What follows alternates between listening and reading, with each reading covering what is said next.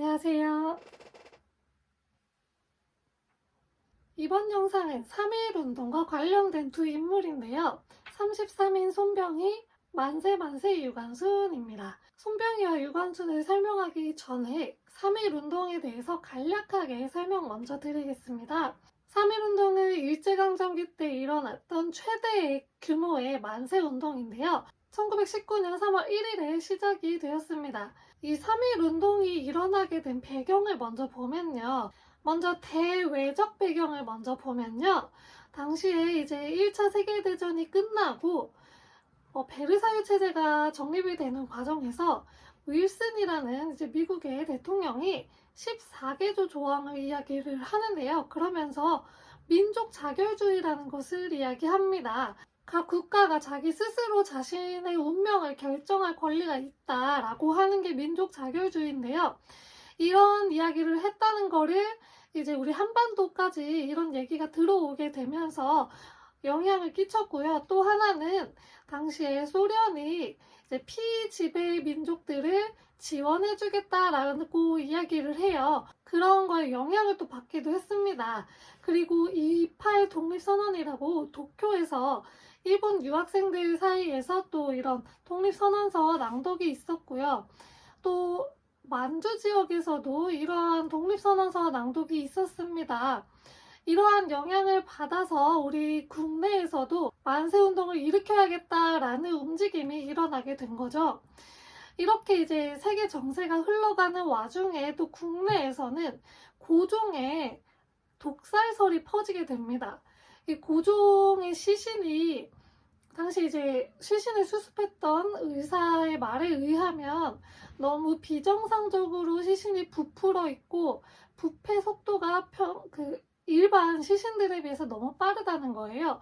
그 전형적인 독살 당한 그런 시신의 모습이다 라고 이야기하는 게 널리 퍼지게 됩니다. 그러면서 이 일제 치하에 있던 우리 조선인들의 이런 마음속에 막 불이 지펴지기 시작을 한 거죠. 그리고 안 그래도 막 토지조사 사업이니 뭐 1910년대에 또 헌병 경찰 통치라고 해서 그 군대에 있는 경찰이 헌병 경찰이거든요. 그 헌병 경찰에 의한 통치를 받았던 거예요. 되게 강압적으로 통치를 받고 있어서 안 그래도 열받아 있는 상태였어요. 그래서 이러한 것들이 다 합쳐져서 좀 한번 뒤집어야겠다라고 이제 다짐을 하게 되고 만세운동을 계획을 하게 됩니다.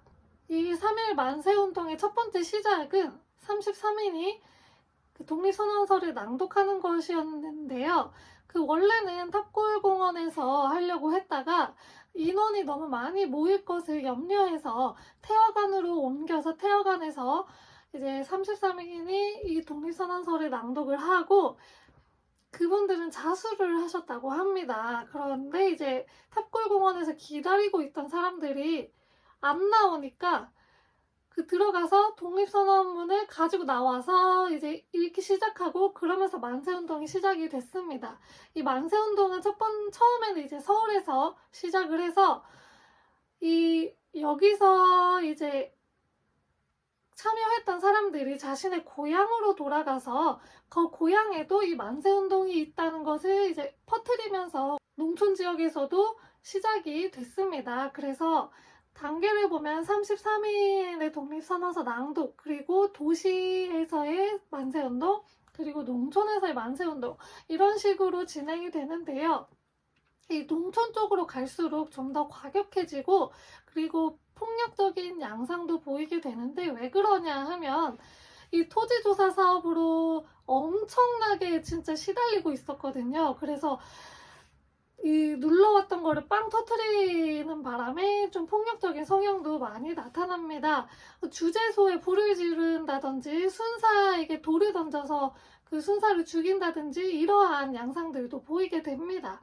이 3.1운동이 서서히 이제 진압이 되고 있죠. 그러면서 이제 지식인들 사이에서는 이렇게 너무 산발적으로 일어나선 안 되고 뭔가 체계적인 조직이 필요하다라고 생각을 해서 대한민국 임시정부라는 단체를, 조직적인 단체를 만들게 되고 이게 정부 역할을 한 거죠. 그래서 이러한 정부 조직적으로 이제 움직일 필요가 있다고 해서 이런 정부도 만들고요. 그리고 일본 같은 경우에는 강압적으로 하는 게 효과가 많이 없겠구나 해서 조금 풀어주기는 해야겠다라고 해서 통치 방식을 이제 문화 통치로 바꾸는 또 계기가 되었습니다. 이 한국을 빛낸 100명의 위인들에는 대표적인 두 명이 등장을 하는데요. 바로 손병희와 유관순입니다. 먼저 손병희는 가장 처음에 이제 독립선언서를 낭독했던 33인에 포함이 되는데요. 이 33인은 대체로 종교 지도자들로 구성이 되어 있습니다. 손병희도 마찬가지로 종교 지도자였는데요. 천도교라는 종교의 교주였습니다. 이 천도교는 무슨 종교일까요? 바로 동학입니다. 동학이 이제 천도교로 이름을 바꾼 건데요. 손병희는 이제 처음에 최시영의 교주였을 때 당시 이제 최재우라고 동학을 창시했던 사람이 있었어요. 이 사람의 신원 복원 운동을 할 때 같이 했었고, 그리고 최시영의 측근에서 굉장히 동학을 잘 이끌었다고 합니다. 그래서 그 동학이 남접이 있고 북접이 있었거든요. 이 북접의 대표 역할을 하면서 동학 농민운동 때 2차 봉기 때 이제 남접의 전봉준과 또 합세를 해서 같이 싸우기도 하였습니다. 이후에 2대 교주였던 최시영이 체포를 당하면서 이 손병희가 실질적인 교주 역할을 했는데요. 이제 계속 정부하고 일본이 손을 잡고 동학 교도들을 탄압을 하고 하니까 그 동학 농민운동이 있었기 때문에 동학을 자꾸 탄압을 했거든요. 그 탄압을 피해서 망명 생활을 하다가 원래 미국으로 가려고 했는데 계속 실패를 해서 결국에는 일본에 이제 머무르셨다고 합니다. 그러면서 1904년 러일 전쟁이 일어나자 그 국내에 있는 동학 세력들한테 진보회라는 것을 이제 만들어서 조직 체계를 좀 강화시키려고 했었어요. 그런데 이제 이 진보회가 동학에서 만들었다는 게 드러나자 정부하고 일본이 또 손을 잡고서 이 단체를 탄압을 하기 시작을 해요. 그러다 보니까 이 진보회가 친일화가 되기 시작을 하는 거예요.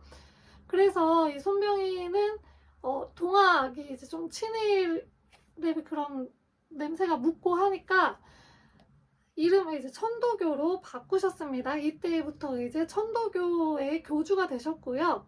손병희는 교육을 굉장히 중시했다고 해요. 그래서 뭐 광명소학교나 보성학교 등을 지원을 해서 여기가 폐교가 되지 않게 지원을 또 하셨다고 합니다.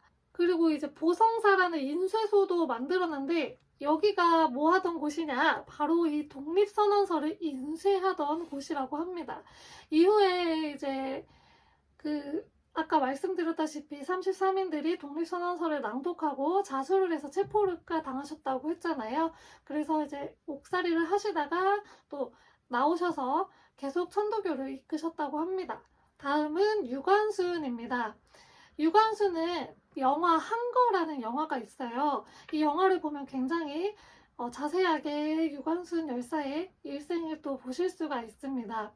이 유관순 열사는 아까 3.1운동 설명할 때 도시에서 참여했던 사람들이 고향에 돌아가서 운동을, 이런 만세운동이 있다는 걸 전파했다 했잖아요. 그 인물 중에 한 명이에요.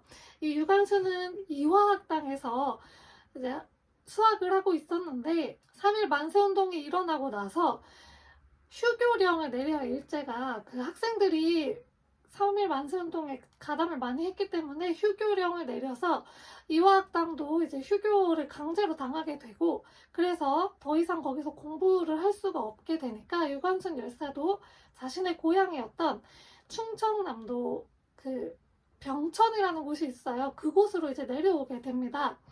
그래서 거기서 이제 이 만세운동을 전파를 하게 되고, 여기 이제 병천에 아운의 장이라는 게 있어요.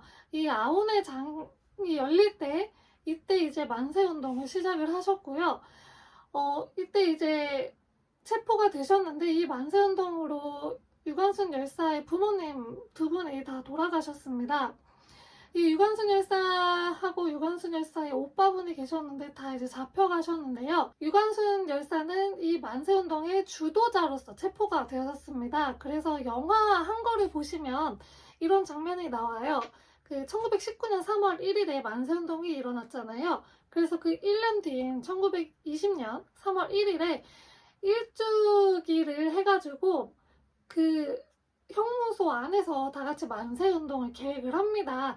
뭐 진짜로 막 밖에 나와서 하지는 못해도 그 안에서, 방 안에서 만세 운동을 계획을 하셔서 이걸 계기로 또 고문을 심하게 당하셨어요.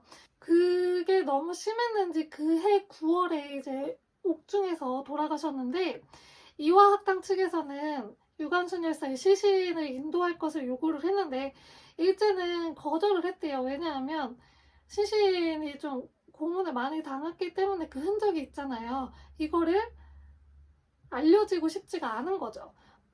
그래가지고 거절을 했는데 당시에 이화학당 교장이 미국인이었거든요. 그래서 이거 지금 너네 시신 인도 안 하면 해외 언론에다가 너네 만행 다 실을 거야 라고 협박을 했죠. 그래서 일제가 그러면은 시신 인도할 테니 해외 언론에다가 알리는 건 좀 조용히 해달라. 그리고 장례도 조용히 치러달라. 라고 해서 그제서야 돌려줬다고 합니다. 한국을 빛낸 100명의 위인들에는 이 두 분밖에 없지만 이 일제강점기 때 정말 많은 분들이 만세운동 속에서 희생을 많이 당하셨고 많이 또 잡혀가셨습니다. 그래서 어떤 분들이 있는지 찾아보는 것도 좋을 것 같고, 이 3.1 만세운동은 전국적으로 일어났기 때문에 우리 지역에서는 어떤 만세운동이 일어났었는지 찾아보는 것도 좋은 시간이 될 것 같습니다. 감사합니다.